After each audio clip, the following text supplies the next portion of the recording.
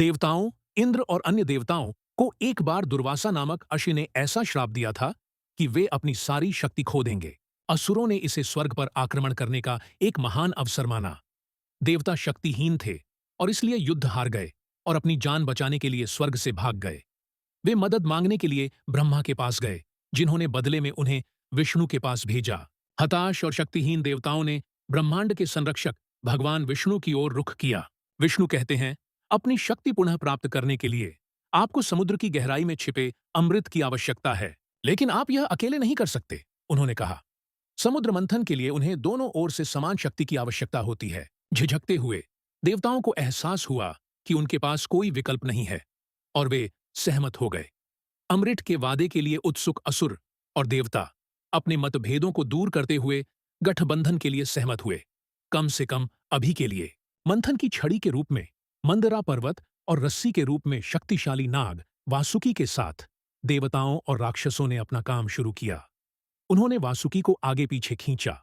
दोनों पक्षों ने अत्यधिक प्रयास किया, लेकिन जल्द ही मंदरा पर्वत समुद्र में डूबने लगा। कार्य शुरू होने से पहले ही खत्म हो गया लग रहा था। यह विष्णु ही थे जिन्होंने एक विशाल कछुए कूर्म का रूप धारण करके और अपनी पीठ पर पर्वत को सहारा देकर हस्तक्षेप किया। नए संकल्प के साथ मंथन फिर शुरू हुआ। जैसे जैसे मंथन जारी रहा, गहराई से खजाने निकलने लगे, रत्न, दिव्य जीव और दिव्य वस्तुएं। लेकिन पुरस्कारों के साथ चुनौतियां भी आईं।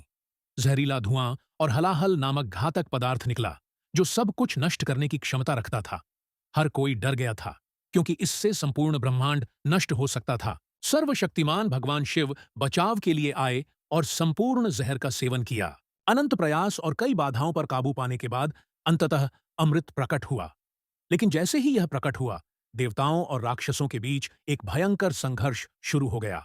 चालाकी और रणनीति के साथ मोहिनी के रूप में विष्णु ने राक्षसों को विचलित कर दिया और सुनिश्चित किया कि देवताओं को अमृत मिले, जिससे ब्रह्मांड में फिर से उनकी शक्ति और संतुलन प्राप्त हो सके।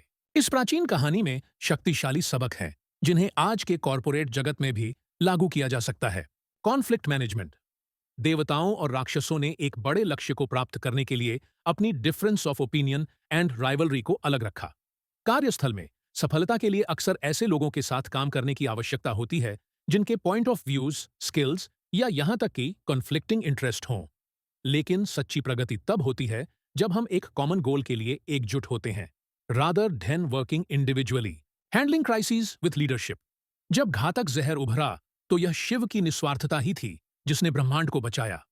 संकट के समय में महान लीडर्स आगे आते हैं, बलिदान देते हैं और अपनी टीमों एंड कॉमन गोल की सुरक्षा और भलाई सुनिश्चित करते हैं। समुद्र मंथन हमें याद दिलाता है कि सहयोग और मजबूत नेतृत्व के बिना कोई भी उपलब्धि संभव नहीं है। चाहे आप एक टीम का नेतृत्व कर रहे हों, किसी परियोजना का प्रबंधन कर रहे हों या अपने स्वयं के लक्ष्यों का पीछा कर रहे हों, समुद्र मंथन के सबक याद रखें।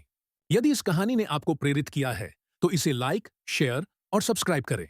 Let's explore the timeless lessons hidden in our ancient epics together.